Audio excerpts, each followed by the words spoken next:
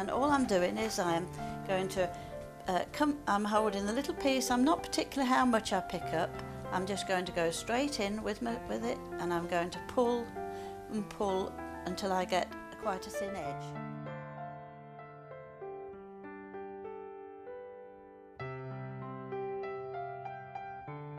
Now what I would recommend you do is that you don't go in like this, because if I go in at this level I am going to thicken this edge, and likewise if I keep doing this I'm going to thicken everywhere else. So I'll show you again.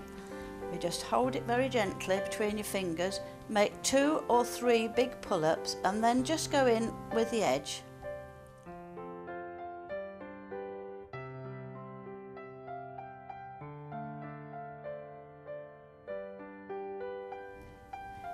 Attach it to your bud, and I usually go quite a good way over, probably about 1/4 inch over, and it doesn't matter what kind your cone is, it doesn't really matter what colour it is because we're going to completely cover it. Turn it over. You'll notice that I haven't used any glue. The paste contains its own glue, and 2 wet pieces will stick together. A dry piece and a wet piece will stick together. The next square I've done in exactly the same manner while I've been talking, and this time I'm going to completely just cover around the top on the opposite direction, so that I'm meld it down with your fingers so that you're smoothing down, and take off what you don't want at the bottom. There are 2 or 3 ways of doing middles, and on roses the nicer you get the middle unfurling, then the nicer the rose appears to look. For this particular, if you notice, I'm doing the same thing every time. I'm just thinning the edges, and what makes these very natural looking is if you use cutters you're always going to get the same shape. Even though you ball it round or whatever you do, you're going to get the same shape. By pulling different pieces of paste, you'll notice that I've got a wavy shape. I've pulled it all in different manners, and I can get the finished look then looks very, very natural. For this purpose I'm fastening on about halfway down.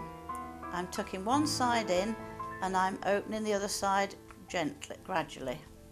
Again, every time you'll see I just smooth down and take off what I don't want. You've probably noticed that I'm not keep covering the paste. The paste, I could work with this piece of paste for a good ½ an hour before it's covered. Obviously bear in mind that it is air drying, so don't leave it out any longer.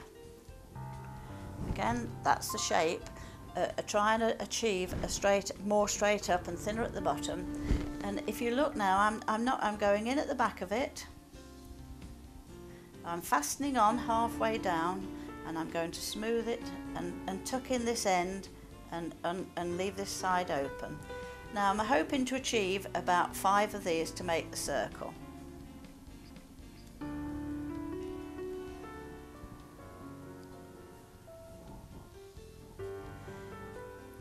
Again, if you want to just move it round before you put it on, just give it a little tip round.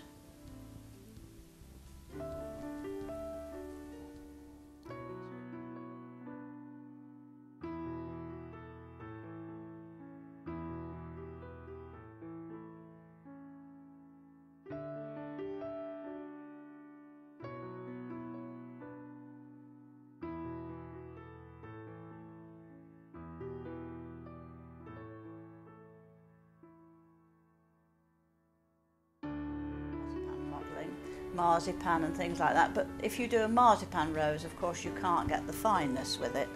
Icing doesn't move out like this, so don't try it with your icing based paste. Again, look, I'm just tipping the end down, curling the end, making some kind of movement. Now looking at it now, I've got what I call the middle circle. Now on the next row round I usually try and lighten it a bit.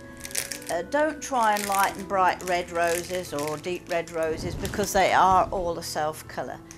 By putting about 1/3 of the, add 3 parts colour to 1 part white, meld it in again a little bit, and you're getting a lighter tone so that your inside of your rose looks like it's just a much, much deeper colour, which happens in normal roses. I'm very often asked at workshops how long does it take me to do one, Well, I've been timed lots of times at these, I can tell you, and we're talking about 8 to 10 minutes, but obviously as I'm talking with this it's probably going to take me a bit longer.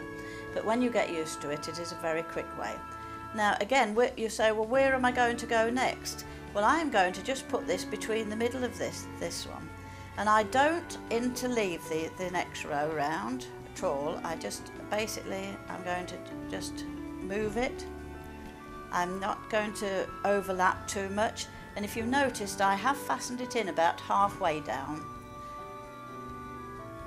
Again, the same movement every time, and I'm not going any bigger with my petals on the way round. Even if I get to the very outside, they're not much bigger, I just do more petals, and you'll see that I'm just going to fasten it there. I'm not overlapping it too much, I'm just making the edges meet. Again, try and keep them all level at the top. They can go a shade higher, but don't go any lower. This is when you get that sort of cabbagey look on things. Take off, I'm pointing with my nails, I'm taking it off. You will see with this, it's actually quite firm because it's sticking there and staying there. I have worked with sugar over many years, and obviously you can't do that. If you've noticed, it's very quick, and the nice thing about this, you can sit and do it at the television at night while you're just, you only need a piece of wire and your paste. You don't need all the cutters and all the clatter with it, and you can get quite a lot done. It's very clean to work with. As you see, I've been using red and yellow, and I don't have any colour on my hands. None of this colour comes off on your hands. Normally, as you know, we don't sort of make one rose at a time, so it's a very good idea to get to this far with your deeper colour and then add some white to it and do all the next rows of your roses. It does save an enormous amount of time, not having to keep stop to put glue on. Again, I'm taking some more white paste out. This time I might use half and half to make it really light. And I usually finish a flower nearly all in one anyway, so. I'm going to stop at this level. I will show you that there are lots and lots of bigger ones to make. I could go on for another round of it, but there's not much point because I've showed you the technique of pulling it. I'll show you just once more before I leave. I'll put my paste down, I'll put my flower down there. Again, I'm just holding it very loosely. I'm squashing it upwards 2 or 3 times, and then I'm just going in at this very edge.